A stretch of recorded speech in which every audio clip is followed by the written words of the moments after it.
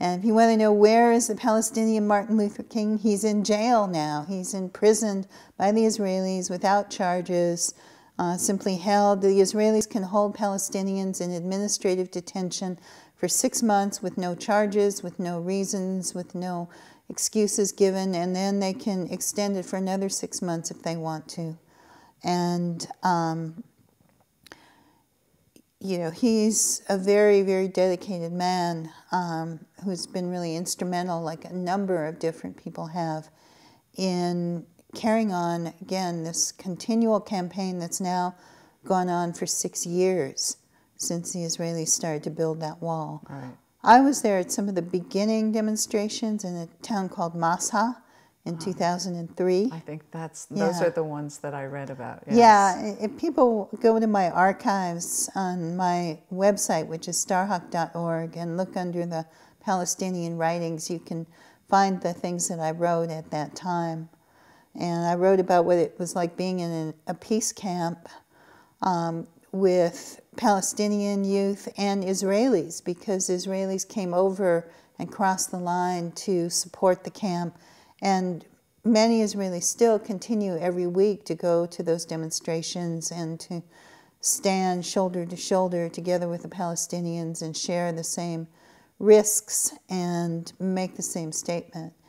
We do hear about that in the alternative press. Yeah. But I also wanted to ask you, I know that your original both ethnic and religious background is Jewish, and how that affects your work in terms of your motivation and your legitimacy. I'm not sure how it affects my legitimacy. But, you know, for me, it was a long, hard process. I grew up in post-war, you know, American Jewish culture where Israel was like, you know, the salvation of the Jewish people, where everyone dreamed of going to Israel, where we saved our pennies to buy trees to be planted in Israel and sang Israeli folk songs and did Israeli folk dances. And the first time I went to Israel, I was 16 or 15 with the Hebrew High School Ulpan, you know, spending a summer there in a kind of Zionist youth camp. So it was pretty deep in me, and it was really painful to actually have to face the reality of the tremendous injustice that Israel is carrying out against the Palestinian people. It's nothing that you want to see and look at, because, you know, there's a story we're all raised with that basically says, look, we were kicked around for 2,000 years. We were nearly exterminated. We were brought to the brink of destruction, and out of those ashes, now we finally have our own land again.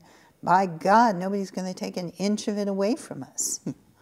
Right. You can understand the emotional appeal of that story.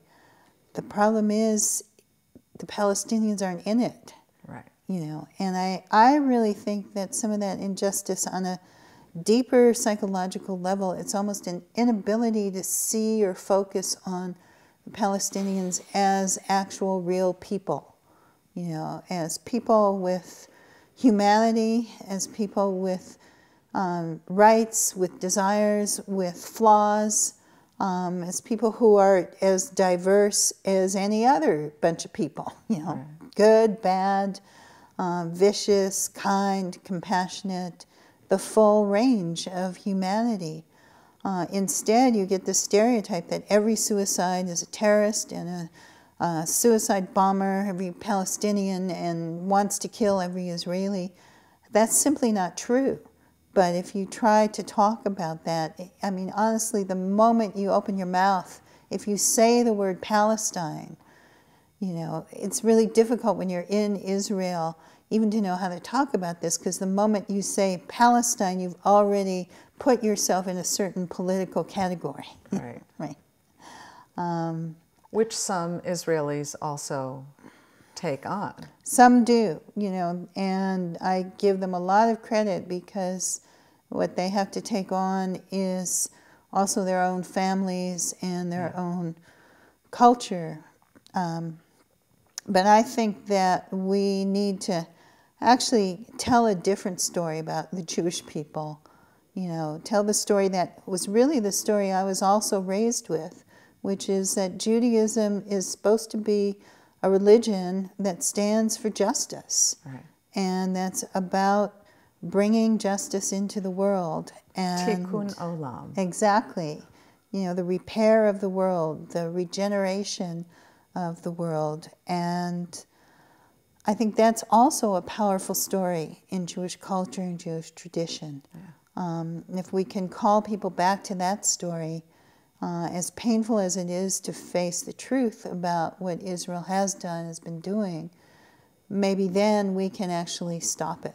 And I think one of the hopeful things I've seen, Abdullah Abu Rama actually has a letter he wrote recently from jail where he talks about just the great connections that have been made between the Israeli activists and the Palestinians, and the sense of brotherhood and the sense of working together and being on the same side, the side of justice. And I've heard Israeli activists say the same thing. We're not Palestinians, we're not Israelis, we are people struggling together for justice. Yeah, that's wonderful. Yeah. So I went to Gaza in 2003 to support the team that was with Rachel Corrie when she was killed. She was another volunteer from the ISM who was crushed to death by a bulldozer as she tried to stop a home demolition. And I also went down again to support the team that was with Tom Herndl when he was shot a couple of weeks later. He was another ISM volunteer, someone who I had trained in our nonviolence training, who was in Gaza. He saw a group of children who were under fire from an Israeli sniper tower and were terrified. You know, the snipers were shooting above their heads, but they were terrified. The bullets were ricocheting. He ran in, grabbed a little girl, brought her out, and went back in to save another child. And the sniper, who has now admitted this, he did this, targeted him and shot him in the head. He was in a coma for 9 months and finally died 9 months later. So I went down to support the team that had been with him, many of whom were the same who had been with Rachel. It was a pretty grim and traumatic time. Yeah. But